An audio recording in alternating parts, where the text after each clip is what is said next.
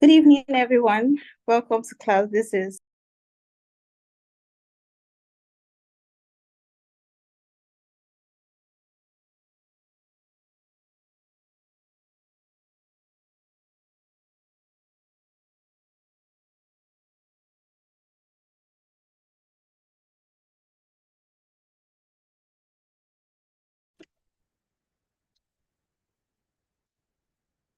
our facilitator is already in class this evening and will be taking results collation by Amina Miango.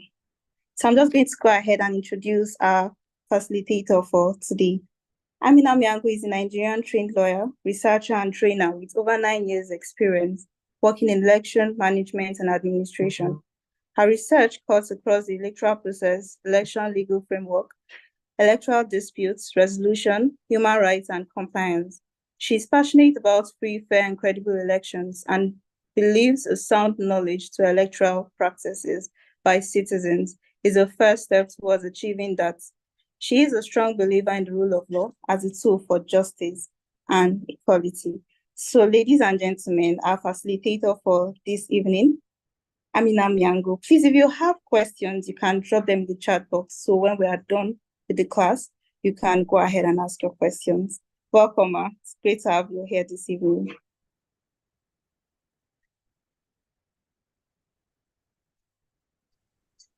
Thank you, Charlie. Thank you so much. Yeah, is it possible for me to share my screen, please? Because I'm unable to. Okay, now I can share. Okay.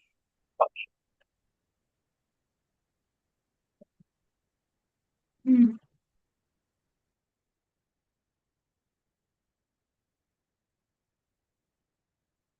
Okay. Can you see my screen?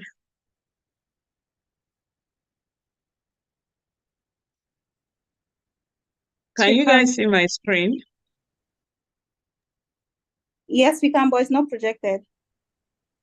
Ah. Charlie, you're muted. Okay.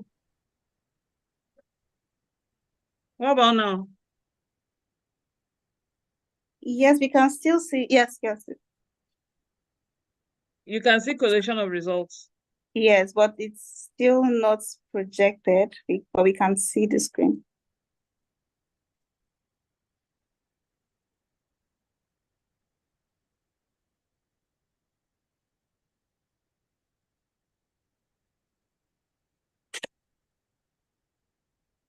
Okay, let me close it and do it again.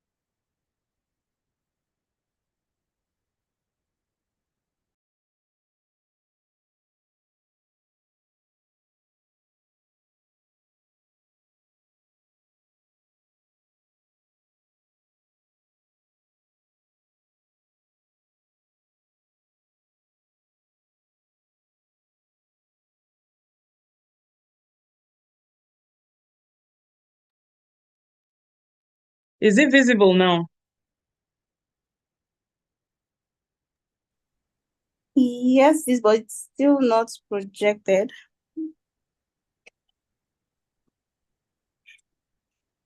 That's strange.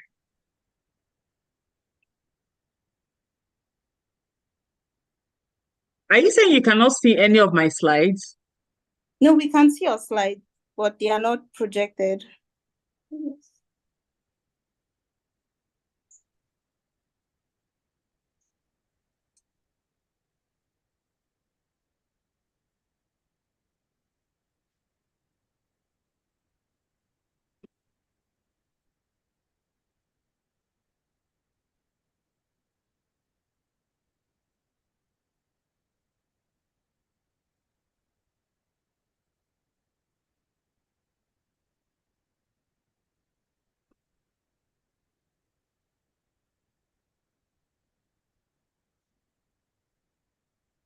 I don't know what to do again. Okay, let me. Do you have the slides? Yes, ma, let me share.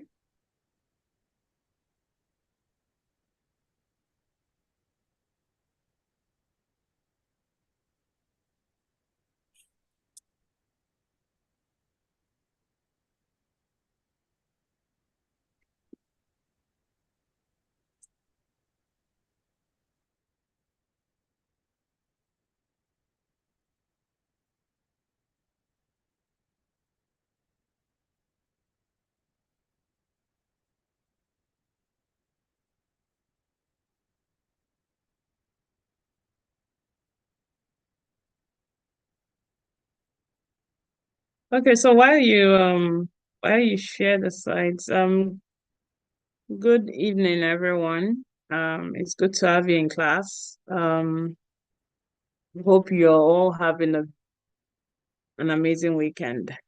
Welcome to collation of results. So we're already 36 in the class. So I think once Charlie can, okay, awesome. So welcome to class.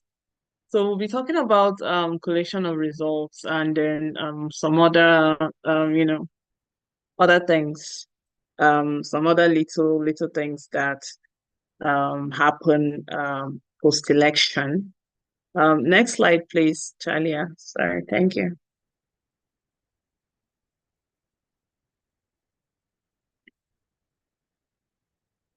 Okay, like Chalia said, my name is Amina Miango. I'm a lawyer. I work in the I'm an election expert. I work in the elections sector. I've done that for over 10 years.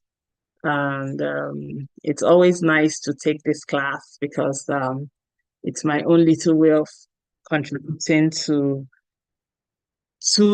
what the Electoral College is doing. That is sharing the knowledge of elections, of our governance structure, of politics, to Nigerians because I greatly believe that when you're able to empower um, citizens who are also voters with knowledge of the electoral process, with knowledge of what our politics is like, with knowledge of governance, then that is the only time they can actually make informed decisions. They look beyond whatever primordial sentiment that drives all of us and just look to the issues.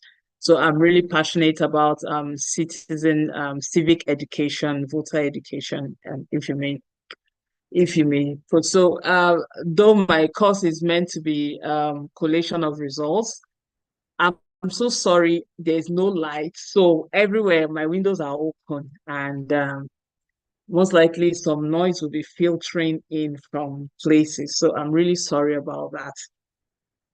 Uh, you'll see that though my course is collation of results, but there's a lot of other things that, you know, are piled into it. Let me see if I can I start my video? Okay, can you see me? Hello. So this is me. Anyway, so though my course is collation of results, but I like to talk about other things. I like to teach about other things because you need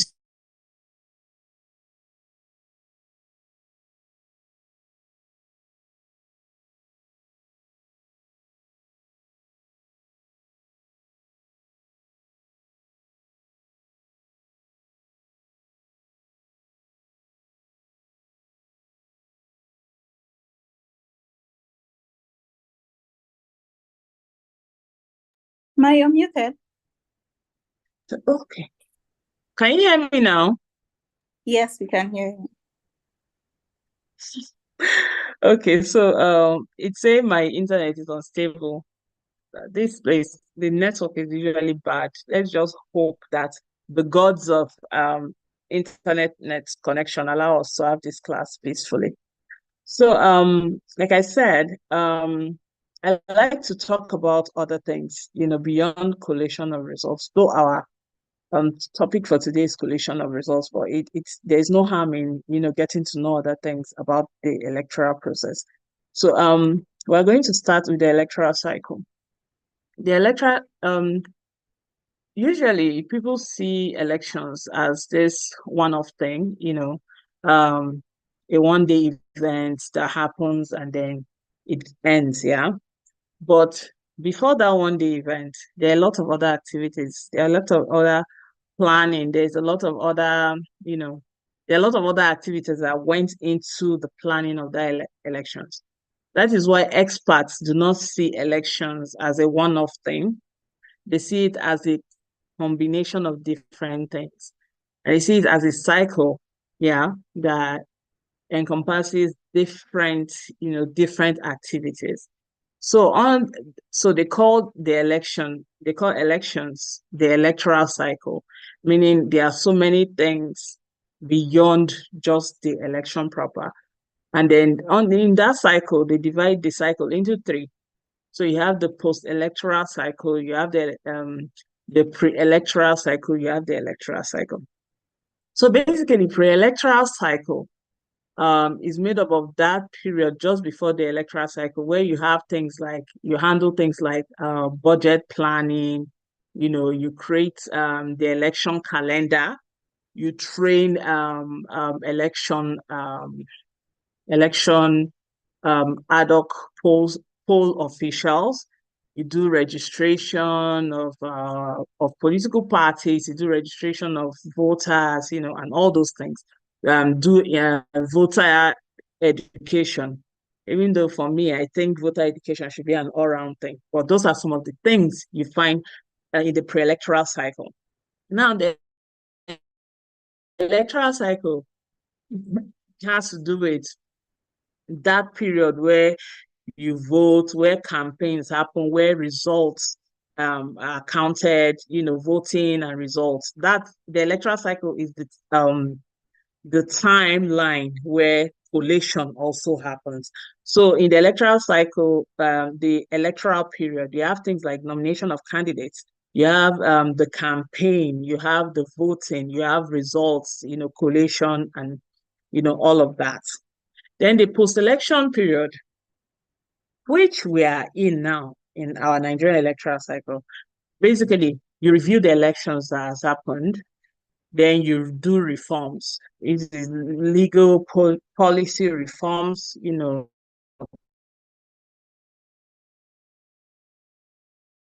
institutional reforms. You do all of that. Then that is what post-electoral period is. Next slide, please. So these are basically what makes the electoral cycle: post-election, pre-election, and did it stop sharing? Charlie, should I try sharing from my side again? But it looks like there's a lot of interruption. Okay, ma.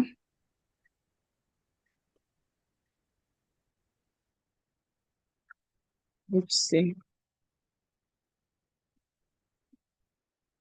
Let me try to share again and see.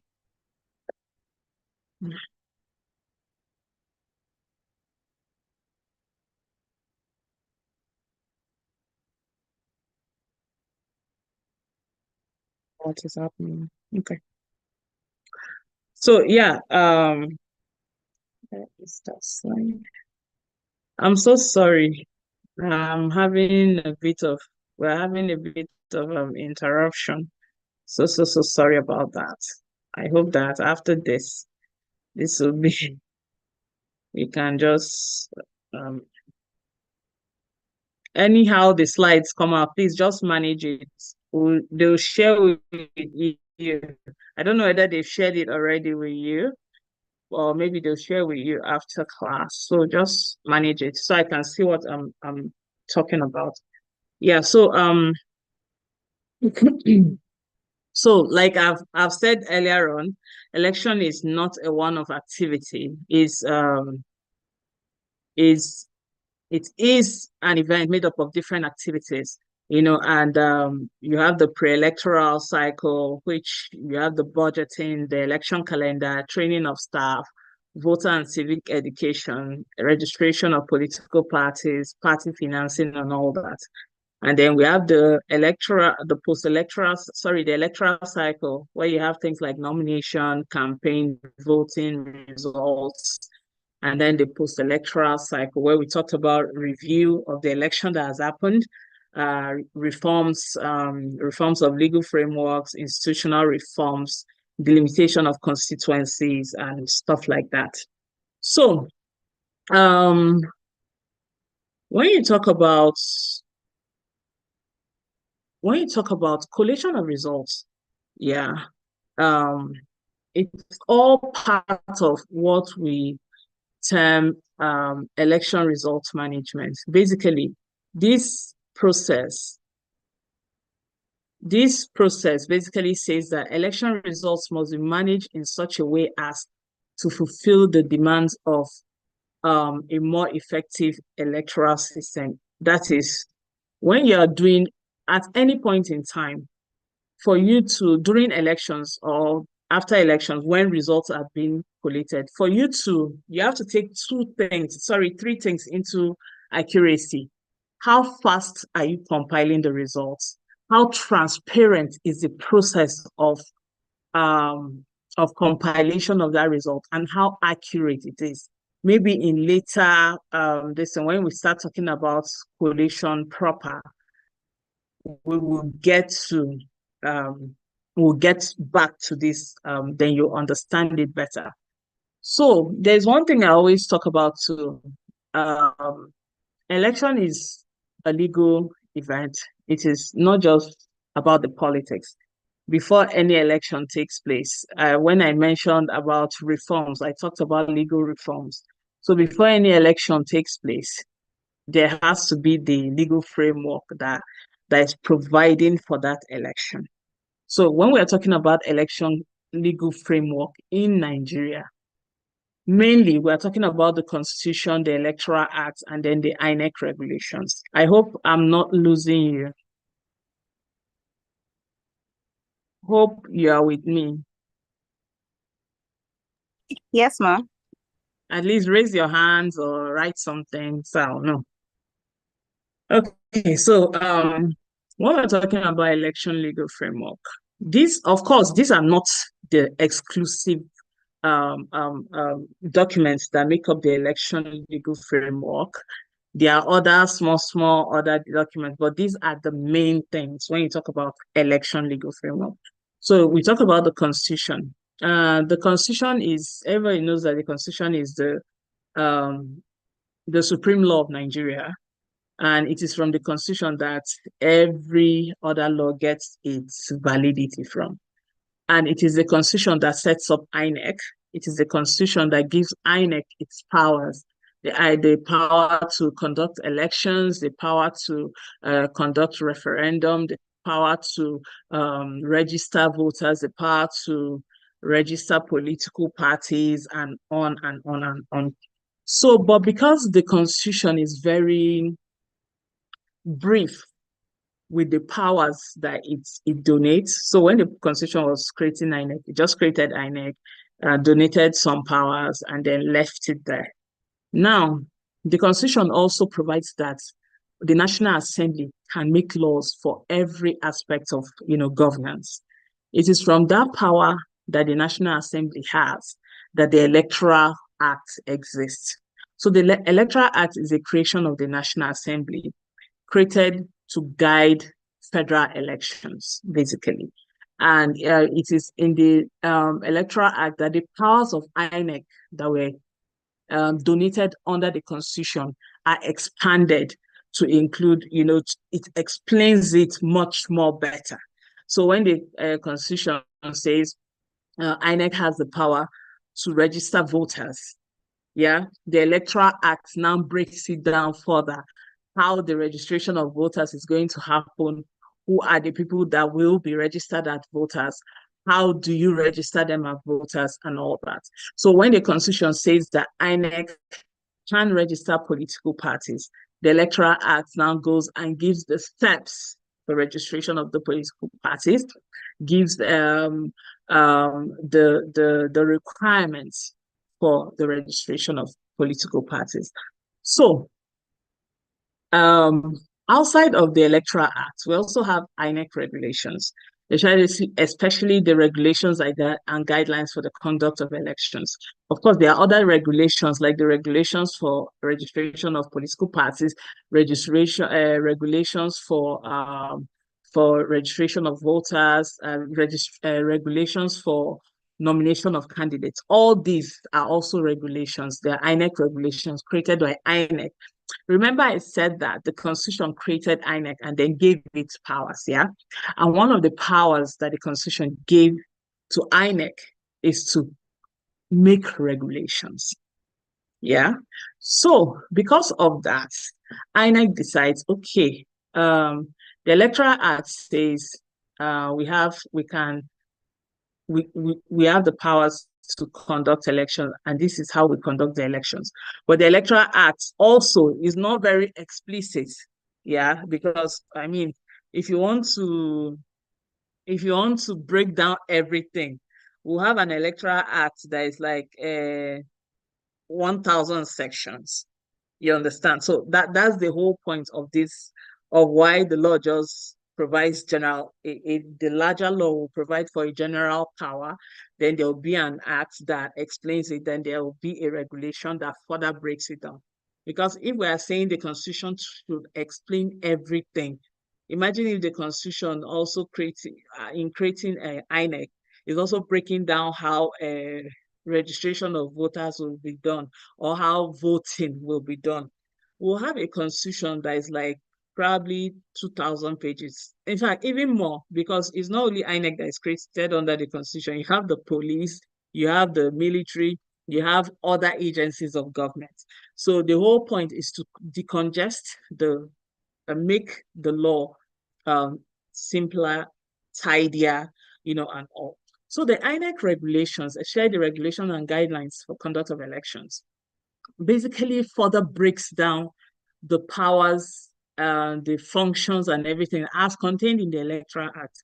So when the Electoral Act says, okay, INEC has the powers to use any method of voting, for elections, the regulations will now break down the type of voting. So, for example, if INEC decides today that we'll be voting electronically, it is the regulations that will provide for how that electronic voting will be.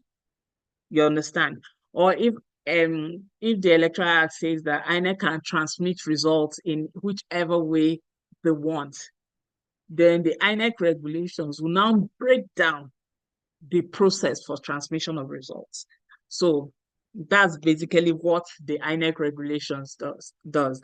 And there are different regulations for different parts of the electoral process. And like I said earlier on, you cannot understand election without understanding the election legal framework.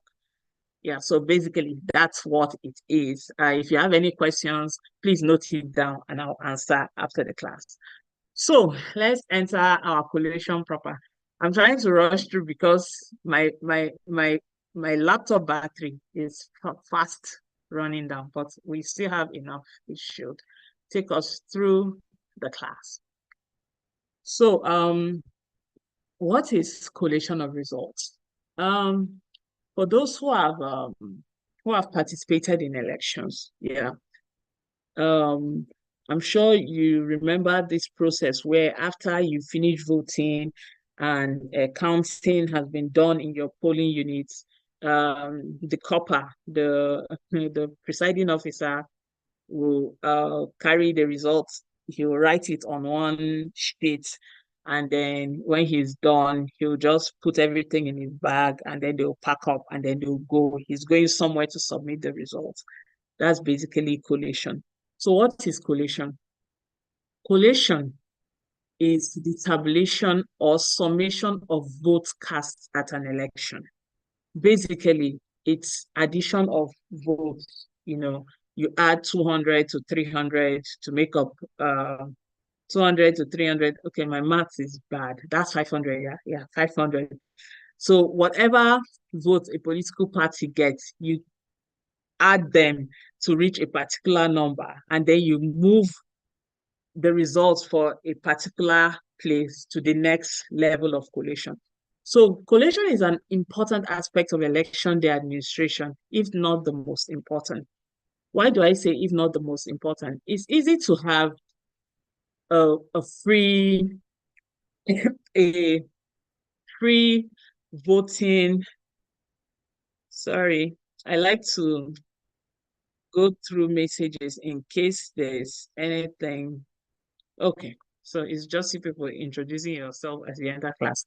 So I like to see collation as the most important part of the election day activity, because voting can go right, yeah.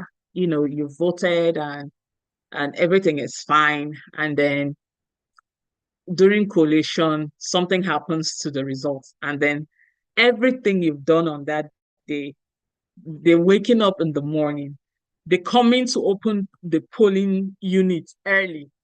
The fact that people were able to vote without, any cheating, everything that you've done before the time of that collation becomes useless because the results cannot be trusted. Remember when I said something about the um, results management must be transparent, it must be fast. That applies to collation. So basically, collation, yeah, can make or mar any election. When you don't do it transparently, when it is not accurate, when it is not fast, it may end up um, um, um, affecting the credibility of the whole election. And then in some instances, you get stakeholders rejecting the results. We are still healing from some of the insinuations during the 2023 general elections. So that all the problems really didn't start, during voting. It was when transmission and all of that started, which is part of collation, that we started getting all the problems. So an election can go well, but where the collation process is not transparent, it is not accurately done, and it is not fast, the credibility of the process will be questioned. Imagine if you had election like now, and then you finish voting, and then the presiding officer packs up his bag and says he's taking the result to the next level of collation, and then you don't see him till after 3 days. Of course, you will not trust such a process. So that's what it means by it being transparent and it being fast, So for every election, there are levels to collation. Depending on the type of election, you have different levels of collation. Remember, I explained not too long ago that when a presiding officer finishes and packs his bags and has calculated the result at the polling unit, he packs up his bags and he takes the result to the next level. Now, that is what we mean by levels of collation. Usually, depending on the election, collation will start and end at a particular level. So remember that INEC conducts presidential elections, governorship elections, National Assembly elections, State House of Assembly election. There's one more election that INEC conducts. Can someone answer that? Maybe mention it and drop it in the chat box. There's one more election that INEC conducts outside the ones I've mentioned. Outside the presidential, the governorship, the National Assembly, the State House of Assembly. There's one more election that INEC conducts. Anyone? No one? Awesome. Thank you, David. So yeah, INEC conducts FCT area council elections um, under the law.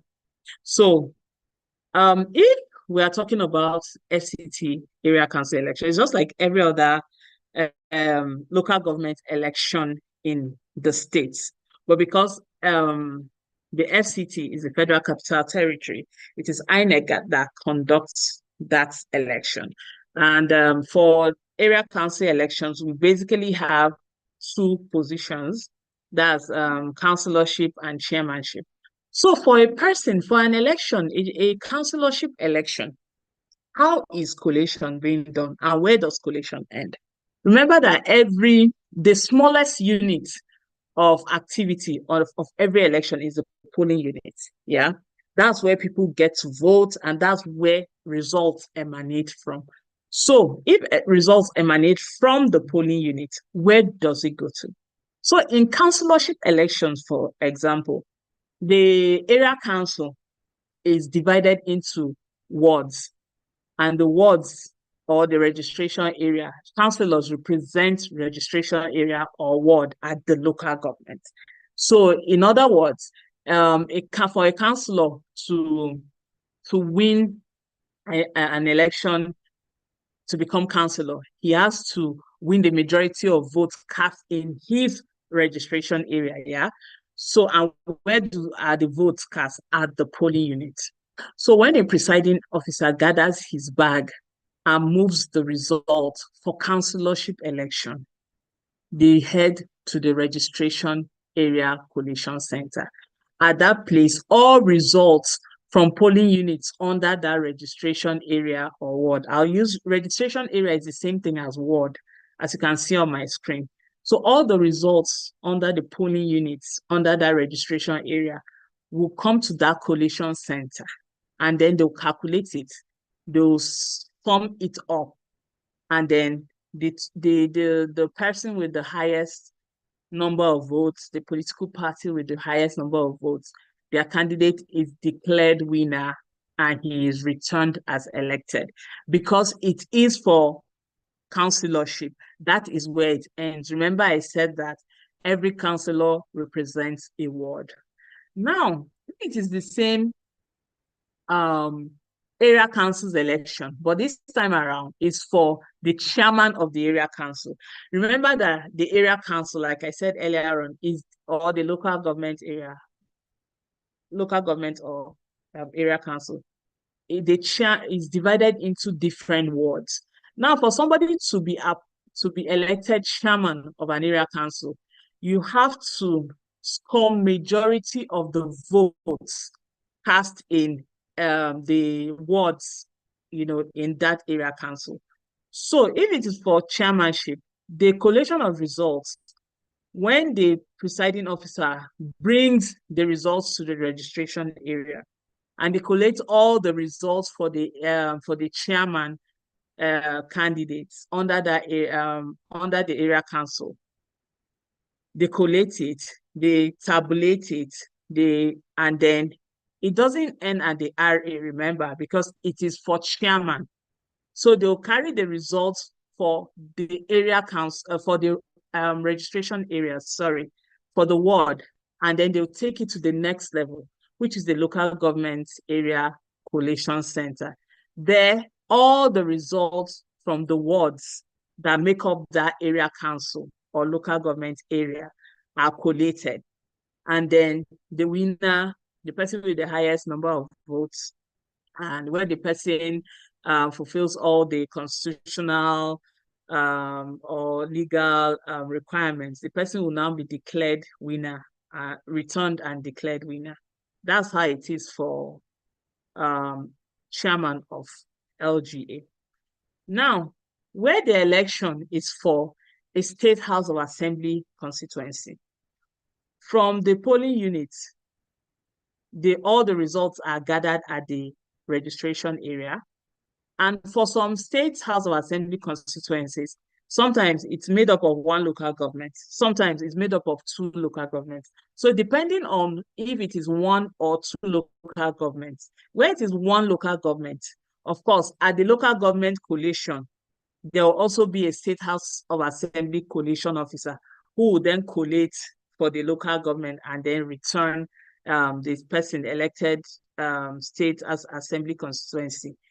But where there are two different local governments under a state assembly constituency, collation does not end at the local government area. There will be a state assembly constituency collation officer. So the results from the two local governments will then be collated at that center, and then the person will be announced and returned winner. It's the same thing with Federal House of Representatives, because some reps seats have like two local governments, some have like three, some have like four. So depending on where, once collation ends at local government, they are taken to the next level, which is the final level for collation, where all the results from the local governments that make up that constituency are collated. It's the same thing with senatorial, yeah, because senatorial also, sometimes you have 5, 6, 7, because each state is divided into 3 senatorial districts. So depending on the number of local governments in the state, you can have sometimes up to 10 local governments in a senatorial district. So from the local government collation, you take it to the next level, which is the senatorial district collation, where all the results are then collated. Now, if it's the governorship election, for governorship election, remember that the whole state is the constituency for governorship election, just like the whole country is one constituency for a presidential election. So basically, for governorship election, once local government collation is done, you move the results for that governorship election directly to the state collation center. It's at that state collation center that all the results from all the local government areas are brought there. Then they are calculated, they are collated, then the winner will be returned and announced. Remember that for state, for executive positions like governorship, president, you have the requirement of 2/3 and, 2/3 of the local government area, or 2/3 majority in the states, and all of that. So scoring the highest number of votes alone will not give you the position. You also have to get the required 2/3 as stated by the Constitution. So for presidential elections, there are 4 levels of collation for presidential elections. When presidential election results leave polling units, they are taken to the registration area collation, where all the results under that registration area are collated. From the registration area, the results are taken to the local government area, where all the results under the ward or registration area that make up that local government are then collated. Then from the local government, all the results are taken to the state level. That is, all the presidential results from all the local governments making that state are taken to the state collation center. So all the results will be collated, are calculated, and then when the sum is reached, you take the state results and you move them to the Presidential Election Collation Center, which is usually in Abuja. Of course, all of us have watched it on TV. If we've not watched it on TV, you can go to YouTube. I'm sure you'll see old elections and watch. So all the elections from the 36 states and the FCT are taken to that level. They are collated, and then the person with the highest votes and the person who scores, who achieves the constitutional listing of 2/3 and all those things will now be declared winner. I know this part of levels of collation is usually very complicated, but for those who have done elections and all, I'm sure they will understand what I am saying. I'm sorry if I didn't explain it well, but if you have any questions, please just keep the question and we'll get to it when we are done running through our slides. Now, who are the persons that are allowed into a collation center? Unlike voting area, even voting area is not everybody. You have to be a registered voter that is coming to vote there before you can, But at collation center, not everyone is allowed into the center, because imagine saying every person is allowed into a small room where there'll be chaos. Yeah. So there are a few categories of people that can actually go into a collation center. And so this is important, because if in future you become a candidate or a an agent to a candidate, you can raise objection if every other person is allowed into the collation center, or you can ask somebody that is looking suspicious what they are doing there. So the first category of people allowed into a collation center are INEC officials on election duty. Not just any INEC official, but INEC officials that are on election duty. So any INEC, just because you work with INEC doesn't mean you can just enter a collation center. No. It is only those who are posted to those places for their election duty that can enter into a collation center. Then you also have security agents. Security agents that are also posted on the same election duty. So just a random security agent cannot just, come into a collation center because they are security. Yeah, they have to be on election duty. Then you also have candidates or their accredited agents. Those categories of people are also allowed into collation center. You also have accredited media, that is domestic or foreign.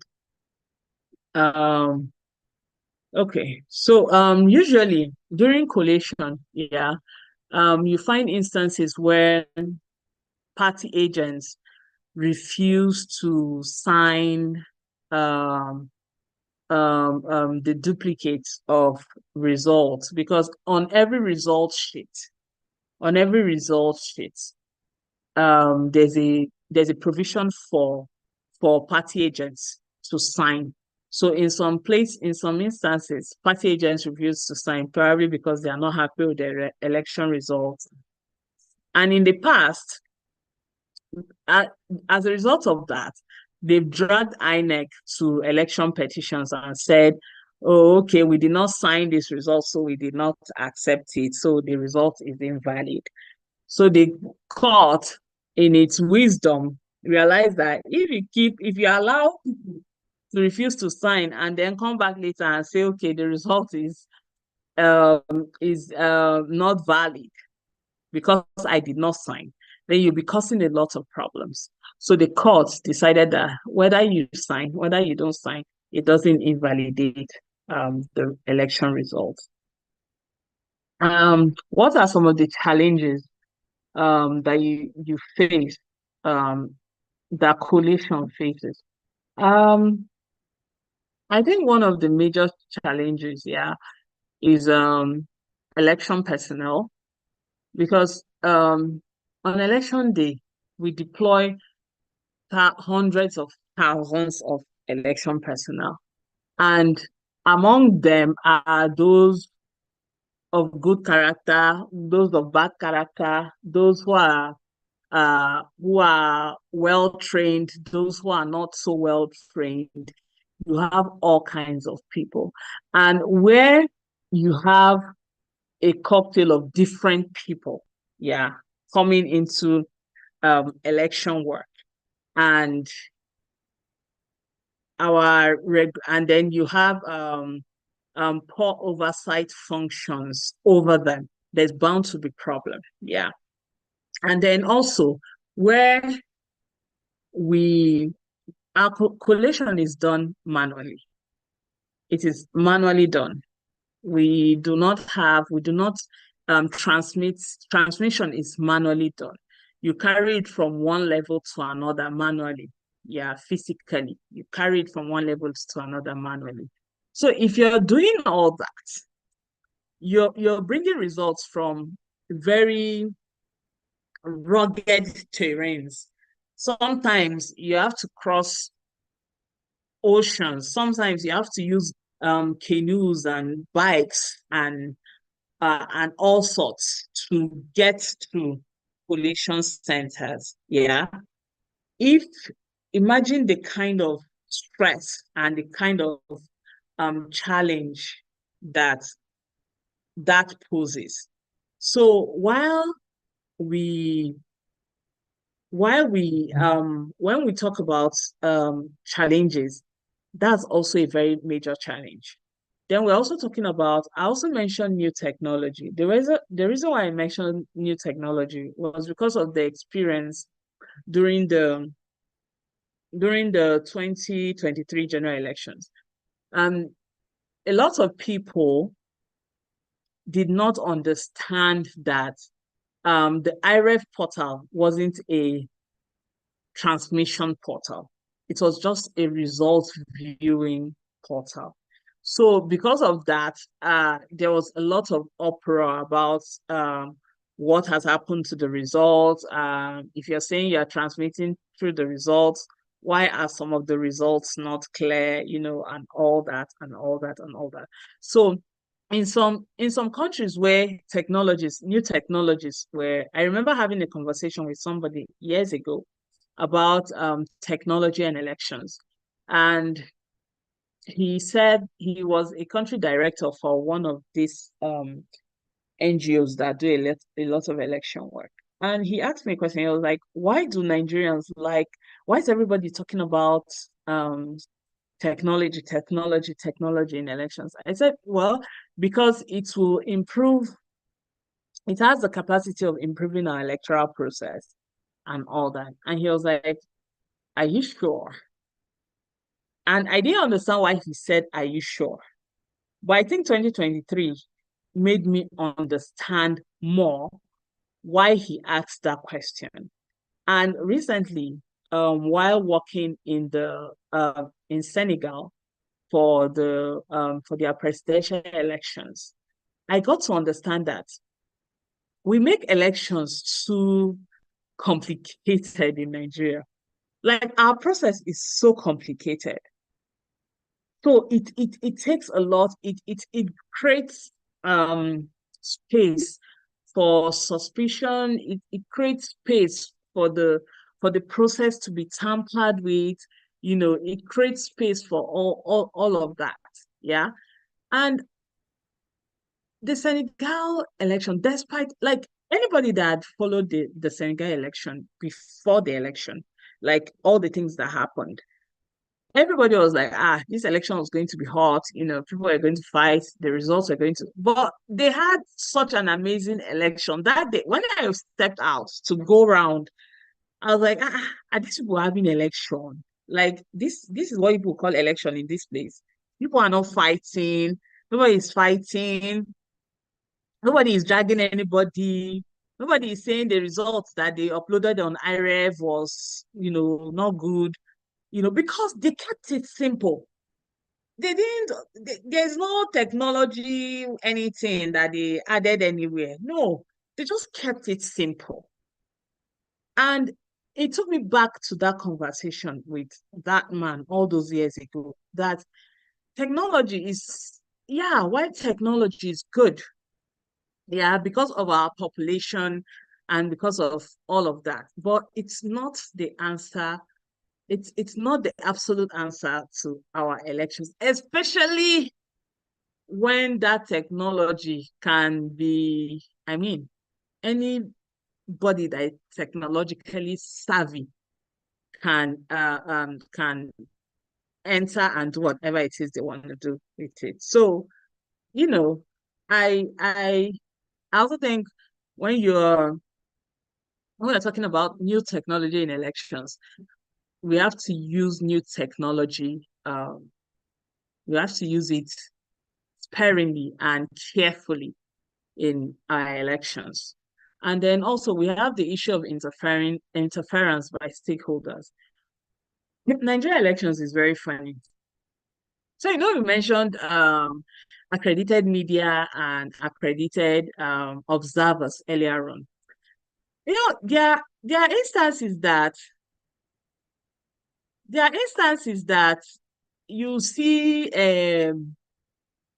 um party chieftains, yeah, that have media houses, and then they are accredited for elections, or they have NGOs, and then those NGOs are accredited to observe elections. Imagine the level of interference you may have. And then generally, our politicians, security agencies, they have this thing where, you know, I don't want to say anybody can use anybody or use money, but that's what happens. So there were people with so much power. Yeah. We give them so much power. Why wouldn't they interfere? So you have instances of interference with stakeholders, which could serve as a challenge. Imagine a candidate that is an incumbent decides to use the security to disrupt collation or to kidnap collation officers. It has happened. It happens in almost every election done in Nigeria where collation officers will be kidnapped or collation will be disrupted. Everybody will come. And there was this year in Kogi that every collation, even from the polling units, had to be moved to a central place in a particular local government, and then the army was deployed with tanks. Even it's election, not war. The army was deployed with tanks, and then everything was done in one place. So, these are some of the issues that we have in our elections. And honestly, a lot of times I wonder if we will change how we do elections, because we have to change how we do elections. If we don't change how to do elections, we'll keep making the same mistakes over and over and over again. And then countries like Senegal that do not even have that is like the population of Kano or Lagos, yeah, will be having better elections because they want to have better elections. So these are some of the things we should think about as we go forward. So after collation, what happens? Usually after collation, yeah, you declare and then you return a candidate as the winner of the election. Now, like every exam, like everything, yeah, how would the person brag about winning the election? It's not enough that the person was declared and returned winner. You have to give him something to show that he's the winner of this election. Yeah. So the Electoral Act says that once everybody that has been declared and returned a winner should be issued with a certificate of return within 14 days of that declaration. So that's one of the things that happened after post-election, after the election and collation and declaration and return.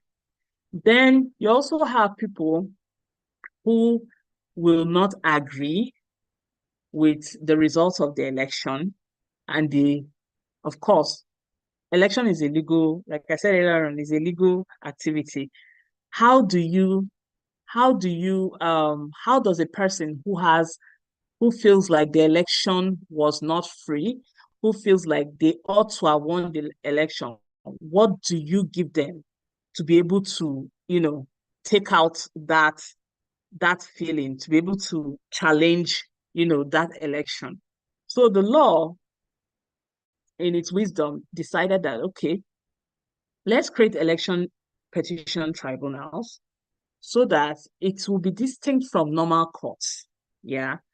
But these tribunals will be created so that people can come after elections and file their cases challenging those elections. So we have a special listing of court cases called election petitions. Yeah. And they are the only way to challenge election results. That's the only way. You can't say, okay, I'm challenging this election result, and then you go to magistrate court and file. No, it will be thrown out. Or you go to high court, or you go to federal high court, and no, it will. You can only challenge election results at the election petition tribunal. And the tribunals are usually set up 30 days before the election, and then they open their registries like 7 days before the elections. So for presidential elections, if you're a presidential election, if you contest a presidential election and you are saying they cheated me, I actually won, and they declared another person, the Court of Appeal is where you go to. The Court of Appeal is a presidential election petition tribunal. And then from the Court of Appeal, if you are still not satisfied with the judgment of the Court of Appeal, then you go to the Supreme Court on appeal. For governorship, you have the Governorship Election Tribunal. Those ones are for those who contested governorship election and lost, and they are challenging that loss. So you go to the Governorship Election Tribunal. Now, for National Assembly and State House of Assembly elections, you have the National and State House of Assembly election tribunals. That's where you go to challenge. The area council too, remember, I said for local government elections, they have at the state level, they also have election petition tribunals for local government elections and for area councils election. I have an issue with this because honestly, imagine down to councillor, you did not win election, you will now go to court, and then the process will be for 180 days. It means that every position, that's one problem again that I see with our electoral process. Yeah. With our electoral process, yeah. One of the issues is the dispute resolution mechanism is so complicated and so long. See Senegal again. I'll keep going back to Senegal because honestly, I'm so impressed with what they are doing with their elections and what they are doing with their democracy. Because less than 2 weeks after their presidential election, they were done. They were done. You have a limited number of time to file whatever you want to file. And then the Constitutional Court, they have one court that is the one. The Constitutional Court is the one that listens and hears election related petitions. One court, they don't have, it's not complicated. Just file it within a few days. And usually what the election body, the result that they announce is usually not the final result. They call it what's the name? Is it preliminary results or something? There's a particular word I forgot. Basically, it's not the final result. So once the Constitutional Court waits and there are no petitions, or there's a petition, once they listen to it and they now certify the result as final. So everything is finished before anybody is sworn in. And once you swear in someone, that is it. But we swear in, then an incumbent with so much resources pursues his case in court. Where is the justice in that? I'll allow you to answer. So election petitions are to be filed 21 days after the date for the declaration of results. Then a National and State House of Assembly election tribunal consists of a chairman and 4 members. For governorship election, it is a chairman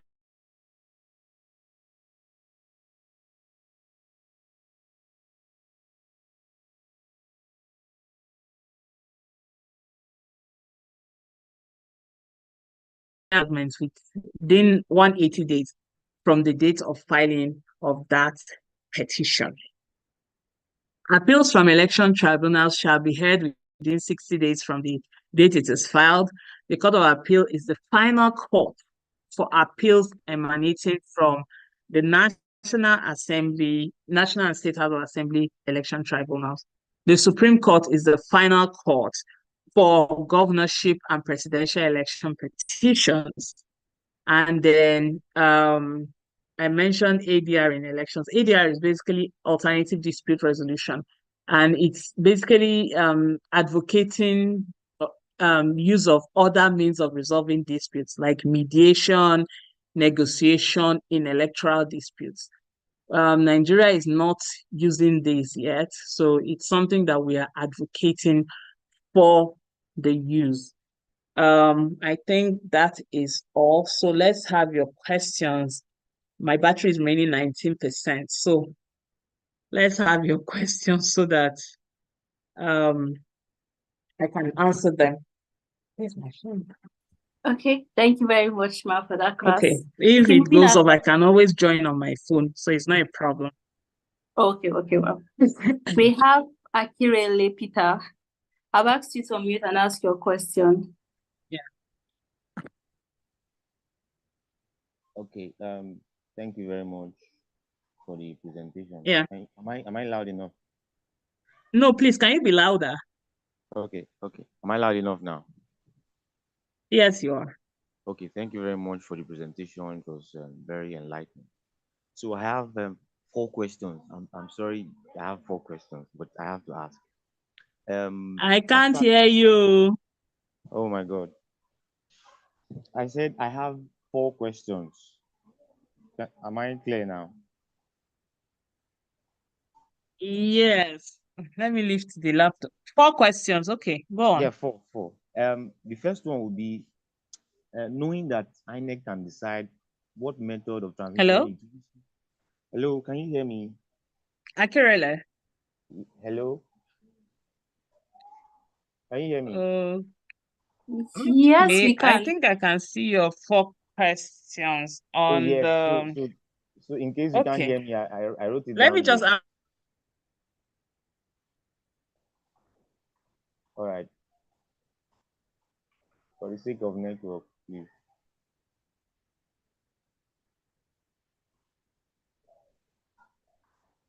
I can't hear her again. Is it just me?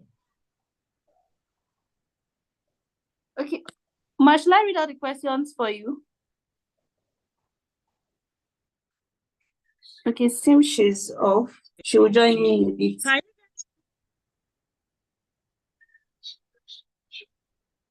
you hear me now? Yes, Ma, we can hear you now.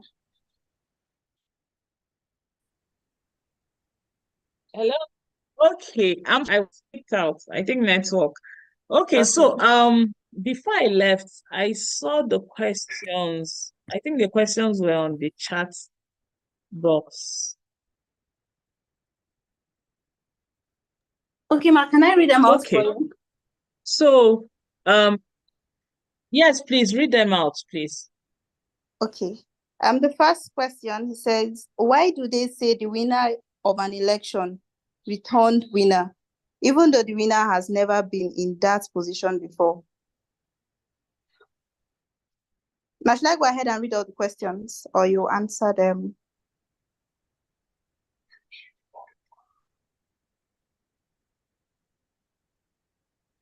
Why do they say the winner of an election is returned winner?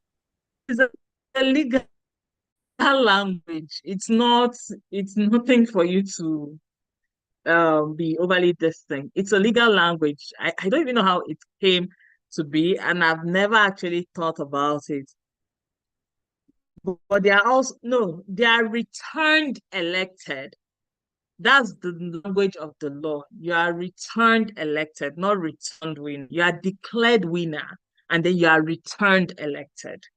So yes, it's declared winner, which is normal. Yes, you have to be declared winner.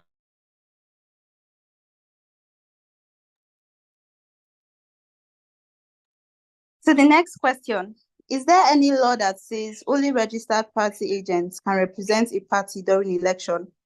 Will it be against the law if a random voter stood as a party agent with the excuse that the actual party agent can't be found for reason whatsoever?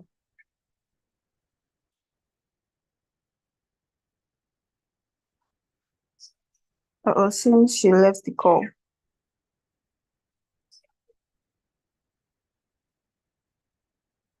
Can we just hold on a bit? She will join in soon.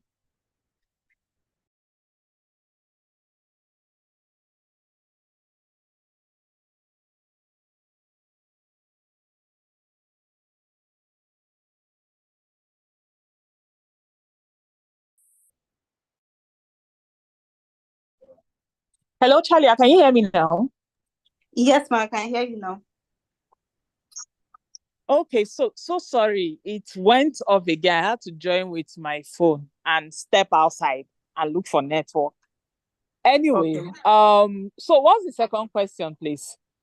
Okay, he says, is there any law that says only registered party agents can represent a party during election? Will it be against the law if a random voter stood as a party agent with the excuse that the actual party agent can't be found for any reason whatsoever?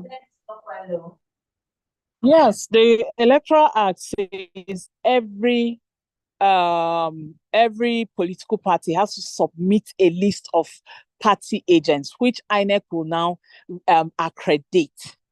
So a random voter or whatever cannot just become party agents. You may actually be arrested if you are found doing what you are not supposed to do. Moreover, every party agent is issued a card, an accreditation card with their picture and their names on it. So if you are holding that one, it is not your picture and your name on it, that's impersonation. You may actually be arrested. So yes, you have to be registered to be a party agent. Thank you. Okay, ma. The next question. Knowing that INEC can decide what method of transmission it wishes to transmit results, will it be against the law if INEC announced a particular method of transmission and during election change from the method announced to another one? I mean, there should be a law that says if INEC chooses a method of transmission, it shall not change it because the ambiguity of our election is too much. Why can't INEC stick to one thing and follow it through? Well, that's the thing, yeah. The law gives INEC the powers to do as it pleases for elections. When I say do as it pleases, I don't mean it in a bad way. I mean, like, INEC has the powers to decide election date. They have the powers to decide what to do on election day. So if INEC announces, for example, that there will be electronic transmission of results, and then on election day, let's say all the computers were hacked, of course, they have to find another method to save the elections. You know, when we talk about um, election process here, we forget that um, we may have bad actors, yeah, outside of INEC, yeah, that may want to interrupt the process. So it's INEC has to do what is best for elections at every time. So if it means changing the process, the INEC will change the process, and it is allowed under the law. Thank you. Next question, please. Okay, thank you, ma. The next question, it looks like the police and civil defense deployed to polling units are there for decoration. Many times we have seen where they just, okay, that's where his question stopped. Okay. Well, that thing is tricky because um police and civil defense are not supposed to be armed in around polling units because that's against every best practice for election, because it is assumed that if there are armed people in the polling unit, it will discourage voters from coming out to vote. Yeah. So that's why. And then because of the way our elections are, you can't, an unarmed policeman is basically sitting duck. He can't do much.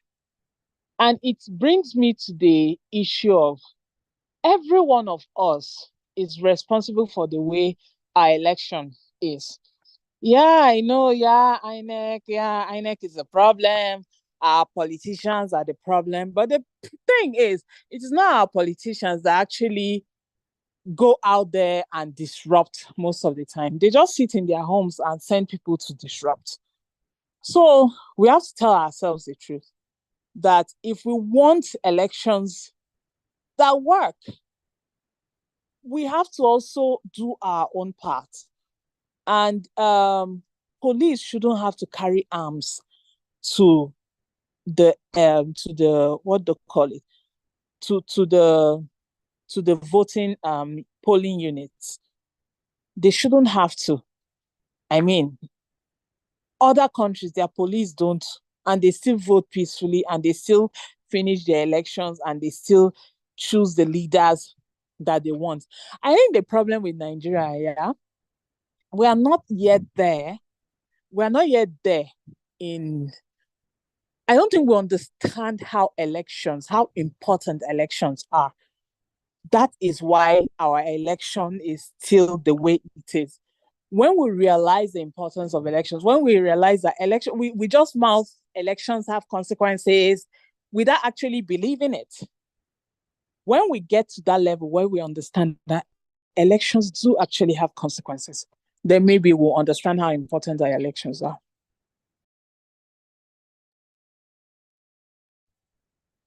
Next question, please. Thank you very much, Ma, for that. So I'll unmute Tukur Ali to ask his question. I've asked to unmute. Okay. Good evening, Electoral College. Can you hear me? Yes, we can hear you. Good evening, Ma, and thank you for this wonderful lecture. My question is, can a citizen that is non-partisan file election petition? That's my question. Thank you, Sakura. No, you can't file election petition. The only people allowed to file election petitions are the candidates and the political party. That is all. Any other person, you cannot file election petitions because he did not participate in the election. Thank you. Okay, thank you, Ma. Yes. Yes. Okay, Abdullahi Usman, I've asked you to unmute.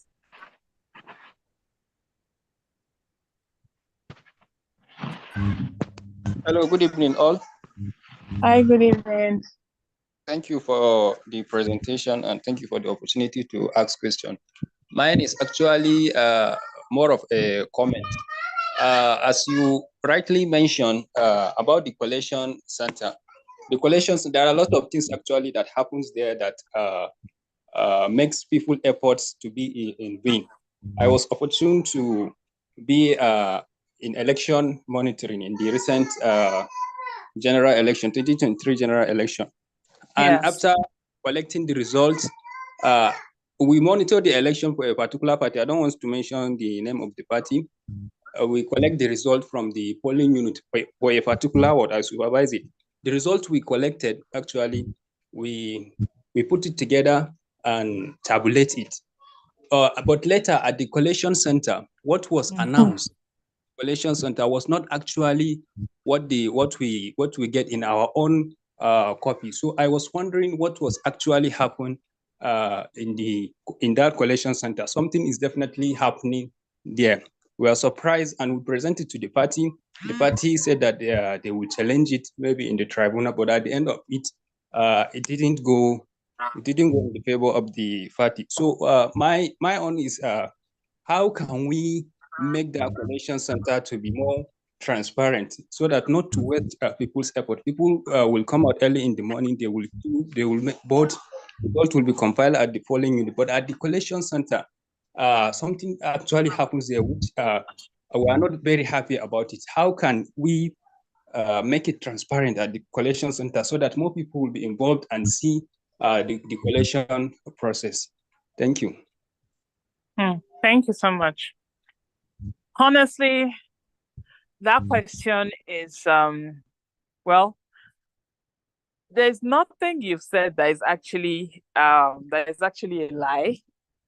That's the truth of what happens in some areas in election. You have an election, everything is going well. you're good, and then collation comes and it's totally different from what people voted for. I think one of the things, is we need to change the way we do transmission of results. Yeah, we need to find an appropriate, simple technology or an improved system of transmission of our results. That's just one of the things we need to do. And then our electoral laws for electoral offenses are so they are there, but you rarely get people prosecuted because, okay, INEC is supposed to prosecute electoral offenses, but the capacity to do so is not available. Imagine the thousands and thousands of people that commit electoral offenses. INEC cannot prosecute them. So maybe we need to go beyond talking about an electoral offenses commission and actually make it happen. Create courts, maybe mobile courts that will hear election offenses on election day on the spot. Yeah, on the spot election offenses tribunals. And they hear those cases and they send people that they want to send to jail. Maybe if more people know that they will go to jail for committing electoral crimes, maybe it will reduce. And then also all of us need to have a change of heart. We need to change how we do our politics. We need to change how we approach the process of choosing our leaders. Because we can't, truth is, we can't continue this way. We can't continue this way. Our elections can't continue this way. We always talk about how people don't come out to vote. It is because people don't have the trust in the system. Whether the system is being handled well or not, whether people do not understand the system is not the point at this moment. It is that people do not trust the system. So honestly, I know I don't have all the answers, but we are all stakeholders and we have to find a way around it, all of us. Thank you. Okay, thank you very much, ma'am. Isaac James, I've asked you to unmute and ask your question. Okay.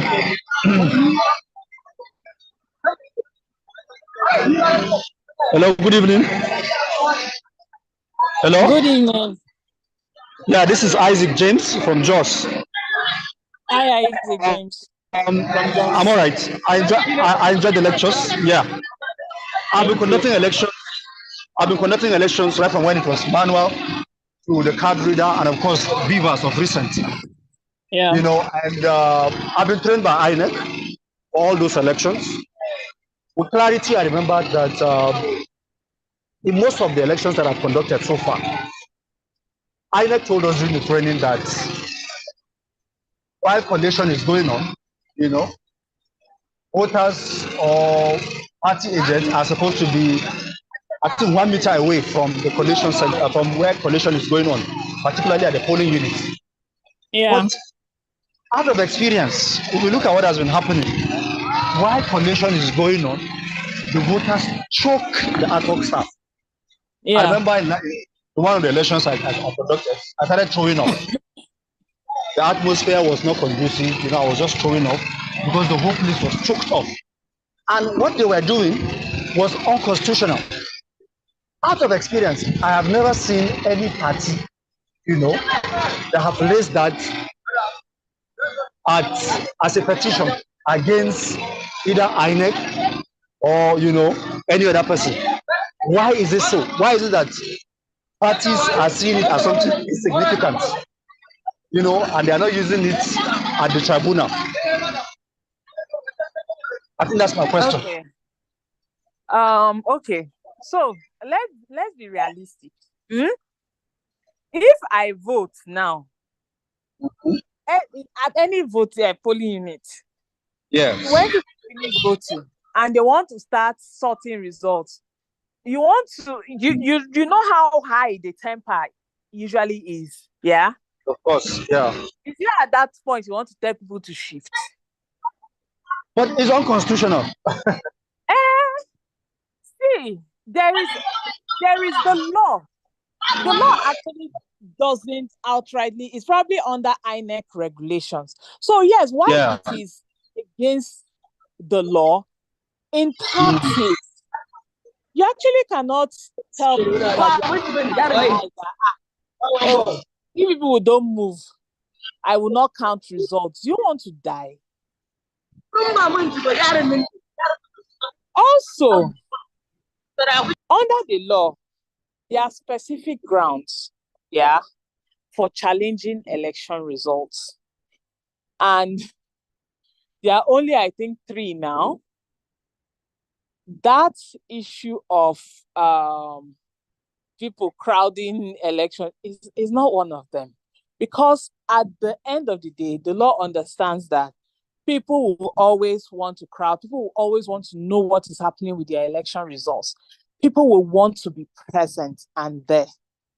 So yeah, while the best practice is for people to be at a distance, but Nigeria, we're generally very suspicious people.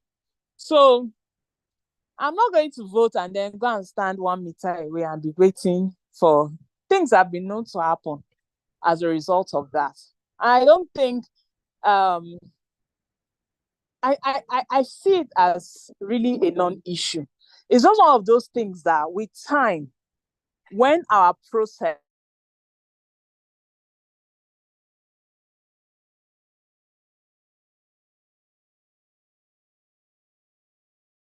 not if the law doesn't make it a ground for challenging elections. There are only, I think, about 3 grounds. You must say that you got the highest number of vote cast. You must say that you were validly elected but illegally. I can't remember I can't actually remember how they were couched under the law, but it's in the Electoral Act. So it's just one of those things that with time, as our process improves, it will actually also improve and it will phase out. Yeah. It's just one of those Nigerian things. So yeah. Thank you. Okay, thank you very much, Ma, for that answer. So before I get back to Wonderful, I will read a question here in the chat by Esther. She said, how can you manage the problem of voter suppression and electoral fraud given an ongoing election, most especially in a remote area? Sorry, come again.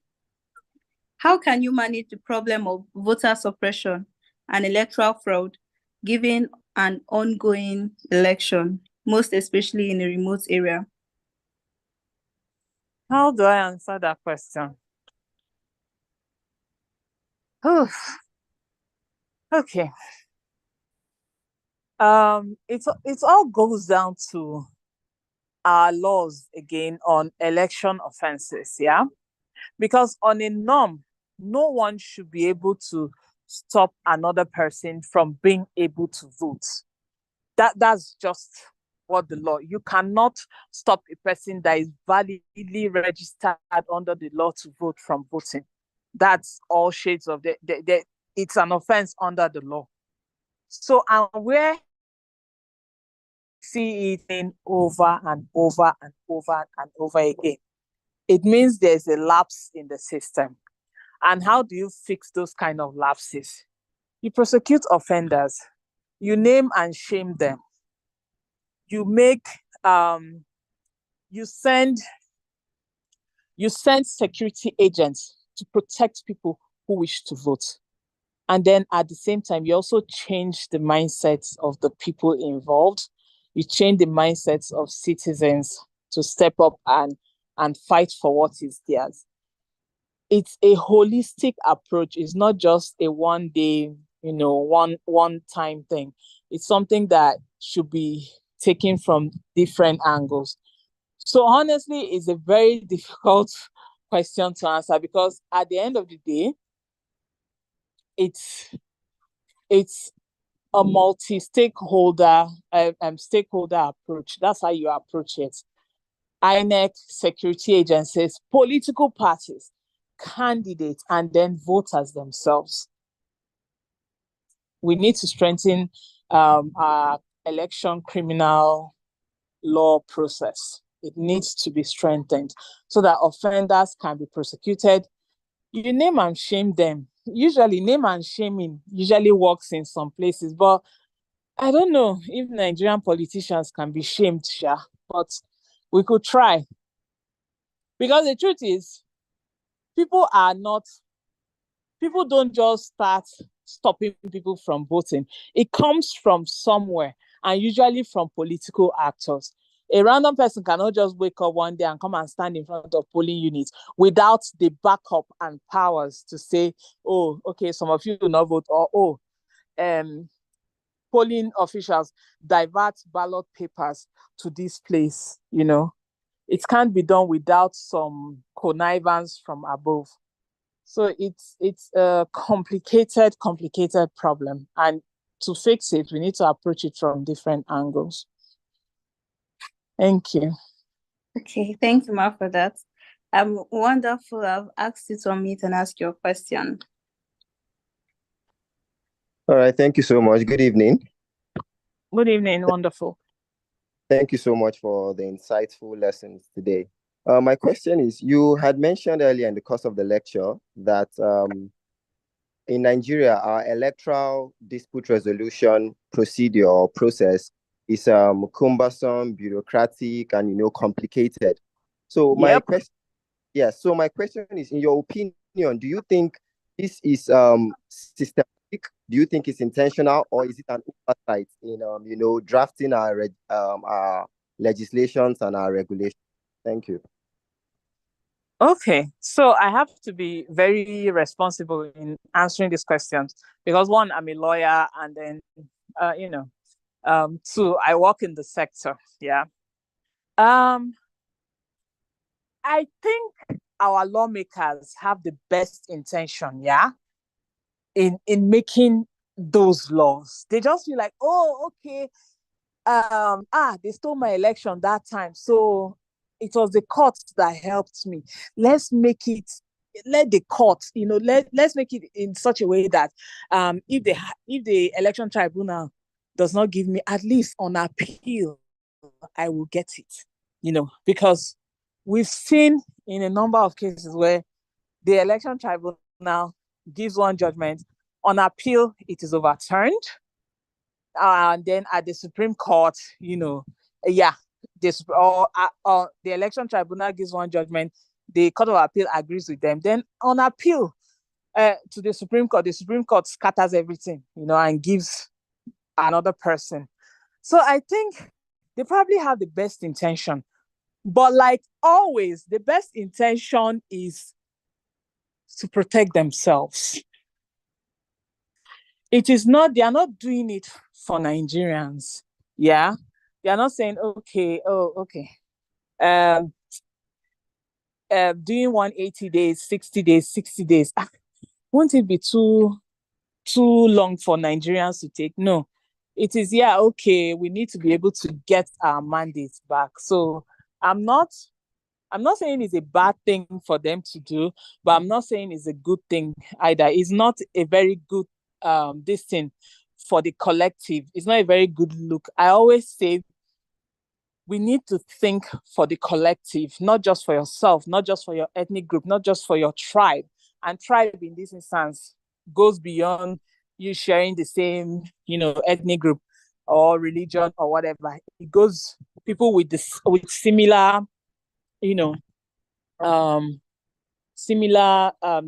characteristics with you. So it can be anything.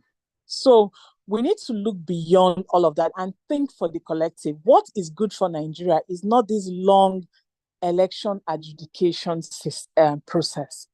We can finish our election dispute resolution process in 1 month. 1 month. If we hold elections in February and March, and we say 1 month, be done with everything. By the time it is May 29th, will have been done. And then by the time it is June, far, far, far, far done, when the new legislative houses come on board. So I think in a way it is done on purpose, yeah, and it's something we'll need to visit. It shouldn't take 180 days. 180 days is how many months? 6 months? I mean, 3 months. 3 months. Oh God, my maths is bad. I'm sorry. 6 months. Yeah, I think it's 6 months. That's 6 months. For one level to end, then you have another 60 days. Then another 60 days if it is presidential. No, it's unacceptable. We need to, well, as we are going through electoral reforms now, these are some of the things. Those of you who work with civil society, go back, look at other countries. Even in Africa, I like that you look at African countries because they are much more, they have a similar story to us. Yeah. Ghana is going to elections in December, and Ghana's election disputes resolution system is so, I think it's a month or so, less than hours. Senegal is a few weeks. The same with Togo, the same with Chad, the same with all these countries around us. So yeah, I think while it may not be done in bad faith, in quotes, it's basically self-serving by our politicians to make these things more complicated. The more complicated it is, the more people lose interest, or the more it gives room for, interference by them. So yeah, thank you. Okay, thank you very much, Ma. Okay, Ibrahim Jari, I've asked you to unmute. Good evening, barrister. Oh, should I say barrister or your lordship? Well, my question is, my question is, madam, I'm sure you are aware of, is it Taraba or Adamawa case when one of the commissioner, Budari, was prosecuted because of announcing the result. I want to know from you, madam, who is responsible for announcing the governorship election at the state level? Thank you very much. Oh, okay. INEC is responsible for governorship elections at the state level. INEC conducts those elections. Now, the structure of INEC is this. Maybe I should have mentioned, well, it wasn't part of my this thing, but I should have just mentioned by the way. INEC has an office in all the 36 states plus the FCT. And at that level, the people that are sent to administer those offices are called resident electoral commissioners. Okay. So when governorship elections happen, they are the ones that are basically in charge of making sure it is properly done. While INEC is one body, it has all these state offices and local government offices for easy administration. You understand? So that went and did what he did is an appointee of the president, because recs are appointed by the president, but they are posted by the INEC chairman. So he's an appointee posted there to administer, take care of the state INEC office and, and all that, all those administrative things. So basically he's an INEC staff, to put that way. Let me put it, I'm using staff loosely now because I don't want to use political appointee. So he's INEC's property, basically. So it's INEC that conducts governorship elections at the states. It's also INEC that conducts National Assembly and State House of Assembly elections. The only elections that those state independent electoral commissions, those state independent electoral commissions are different from INEC at the state. They are not the same thing. Those ones are called INEC is INEC. Those ones are state independent electoral commissions. So for Plateau, for example, you have Plateau State Independent Electoral Commission. But even at the state, INEC is INEC. It doesn't change. Yeah. So that man that did what that he did was INEC's property, not SEC property, because SEC has no business with governorship election. The only election that SEC does is local government elections at the state level. Okay, madam. What I'm saying is this: why should that man be prosecuted? Because he was the commissioner of the state. That would Ari. He was the commissioner of the state when he announced the result. That is the governorship election result. Officer. But he wasn't the collation officer. Yes. Okay. Okay. Collation officer. Who is different from the rec? Okay. Okay. Thank you, madam. Thank you. Thank you.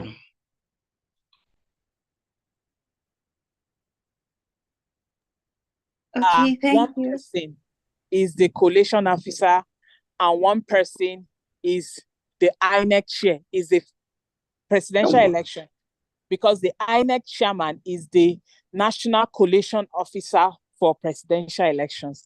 Outside that, at the state level, recs have no business with collation of results. Okay. Yes, there are collation officers for every state. Usually those professors. Yes, madam. Yes, usually the professors. Yes. Yes. Exactly. So that was why it was strange. Okay. Okay. Thank you, madam. Thank you. Thank you. You're welcome. Thank you. Okay, thank you very much, Ma. So I think maybe for my next cohort, I need to add collation officers as a subtopic. Okay, Ma. That would be great. Yeah. Thank you very much, Ma. It was great hearing from you. Very interesting and well-detailed class. And I believe all our questions have been answered, and we all have better understanding on collation of results. So it was great having you around, Ma. Thank you so much. It was good to be here again, and I apologize for no lights, and network issues, but I'm glad that we're able to at least get something in. Yes, Ma. Thank you, Ma. Didi, over to you, Ma, if you have anything for us. Okay, thank you, Chalia. Thank you so much, Ma. It's always a pleasure having you. Thank you for the educative, insightful session. I'll just allow the students on mute so they could say thank you before we call it an evening.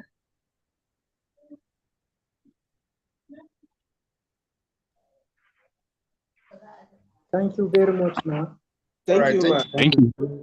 Thank you very much. Thank you so much. Thank you for listening. Amazing class. Thank you so much. Thank you for listening. Thank you so much. Thank you very much, Ma. Thank you so much. Enjoy the rest of your weekend. Thank you, Ma. Best wishes. Thank you so much, Ma. And good night, everyone. Classes continue next weekend, but you get your assignments within the course of the week.